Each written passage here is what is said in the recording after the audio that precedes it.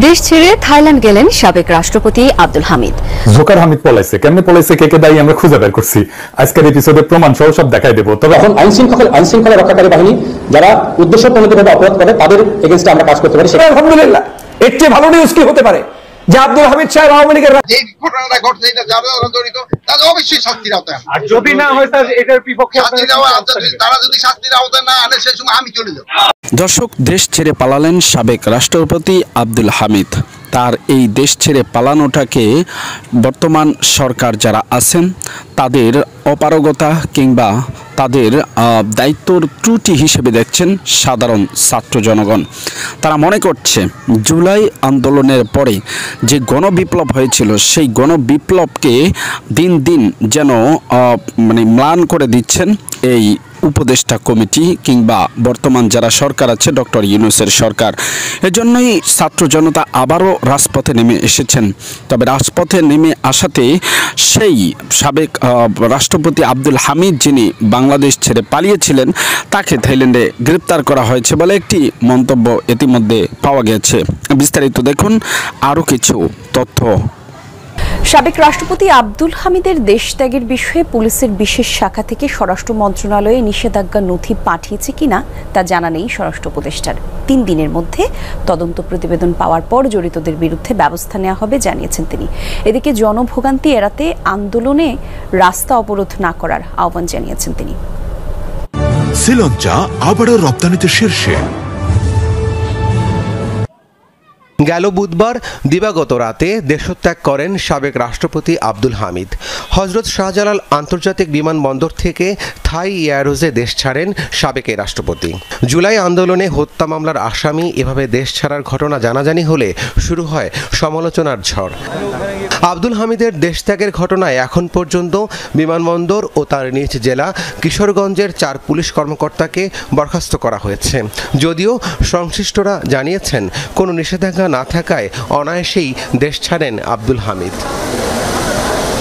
শনিবার শাহজালাল আন্তর্জাতিক বিমানবন্দর পরিদর্শন শেষে সাংবাদিকদের সাথে কথা বলেন স্বরাষ্ট্র উপদেষ্টা। তবে মন্ত্রণালয়ের সাবেক এই রাষ্ট্রপতির দেশত্যাগের নিষেধাজ্ঞার নথি ছিল কিনা এমন প্রশ্নের উত্তর জানা নেই খোদ উপদেষ্টার। এসপি অফিস থেকে যদি স্বরাষ্ট্র মন্ত্রণালয়ে কোনো কাগজ পাঠাইছে আমার জানা নাই। এই জন্য কিন্তু একটা ইনকোয়ারি কমিটি করা হয়েছে, যেহেতু ইনকোয়ারি কমিটিটা এটা পুঙ্খানুপুঙ্খানু দেখে এটার বিরুদ্ধে একটা আইনানুগ ব্যবস্থা নেওয়ার জন্য বলবে, এবং এটার জন্য যারা দোষী তারা কেউ আইনের আওতায় তাদের শাস্তি পেতেই হবে।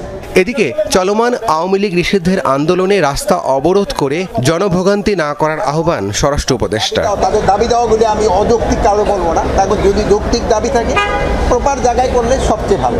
এখন দেখছেন যে তারা কিন্তু প্রথমে এক জায়গায় দেখে নেওয়ার পরে যখন বলার পরে তারা কিন্তু শিফট করে গেছে অন্য জায়গায়। সাবেক প্রধানমন্ত্রী শেখ হাসিনাকে ফিরিয়ে আনতে ইন্টারপোল কাজ করছে বলেও জানান স্বরাষ্ট্র উপদেষ্টা। ইন্টারপোলের মাধ্যমে আমরা তো চেষ্টা করতেছি। রাবি সিদ্দিকী, যমুনা নিউজ, ঢাকা। দর্শক, রাষ্ট্রপতি আব্দুল হামিদের দেশ নিষেধাজ্ঞার কোনো ছিল না, যার কারণেই তাকে ইমিগ্রেশন আটকায়নি কিংবা সরকারের কাছে সোপর্দ করেনি অথবা তাকে গ্রেপ্তারও করা হয়নি। তবে রাষ্ট্রপতির এমন চলে যাওয়াটাকে স্বরাষ্ট্র উপদেষ্টা বর্তমানে যিনি আছেন তিনি কি বলছেন, ছাত্র জনতার আন্দোলনে ছাত্র জনতার কাছে এসে তাদেরকে আশ্বাস দিয়ে গেলেন যারা এর সাথে জড়িত তাদের সকলকে গ্রেপ্তার করা হবে। যদি গ্রেপ্তার করতে না পারা হয় তাহলে তিনি নিজে দায়িত্ব ছেড়ে চলে যাবেন। তাদের অবশ্যই শাস্তির আওতায়, আর যদি না হয় স্যার এটার বিপক্ষে তারা যদি শাস্তির আওতায় না আনে সেই সময় আমি চলে যাব। আমার ভাই কবরে, আমার ভাই কবরে, আপনারা মিষ্টিতে আবু সাঈদ মুক্ত, আবু সাঈদ মুক্ত, রাহুল ভাই হত্যা কেন, আব্দুল হামিদ পিটেছে কেন, আব্দুল হামিদ পিটেছে কেন, বন্ধুদের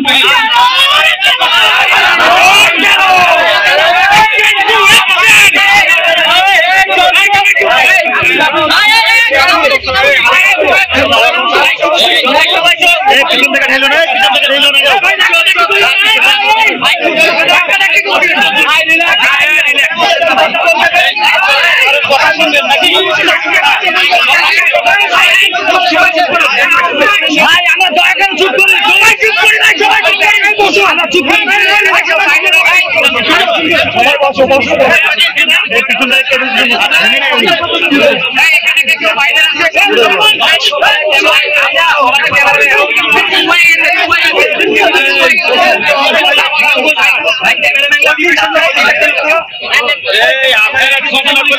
বলতে পারতেছে না।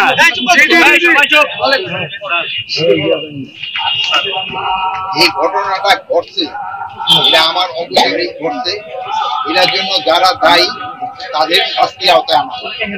এটা এই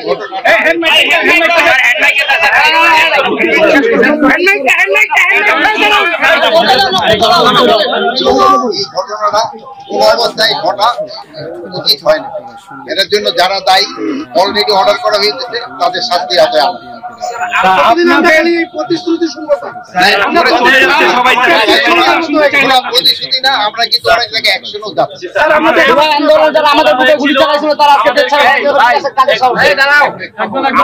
বলা হয়েছিল আমাদের জুলাই বিপ্লবের ঘোষণাপত্র দেওয়া হবে।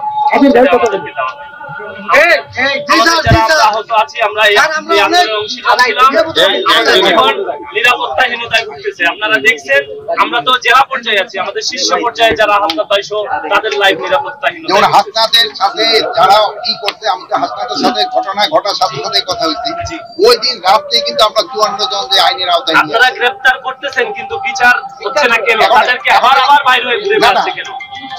বিচারটা হচ্ছে না, কিন্তু বিচার কিন্তু কিছুদিনের ভিতরে, যেহেতু বিচারের একটা প্রসিডিউর আছে, যেহেতু বিচারটা আমার হাতে, আমি হলো আইনে সংস্কার চাচ্ছিলাম স্যার, সেটারও আপনারা আমাদের এখন সংস্কারের ক্ষেত্রে তো একটা সংস্কার কমিশন। এই রাষ্ট্রকে পাহারা কে দিচ্ছে তাহলে? সব ঘটনা ঘটার পরে হবে আসলে না, ঘটার আগেও ঘটা হচ্ছে, ঘটার পরে হচ্ছে, আমি তো অস্বীকার করবো না, এটা ঘটার আগে হচ্ছে, ঘটার পরে হচ্ছে। এটা কোন অবস্থায় এটা গ্রহণযোগ্য না, এটা কোন অবস্থায় গ্রহণযোগ্য না।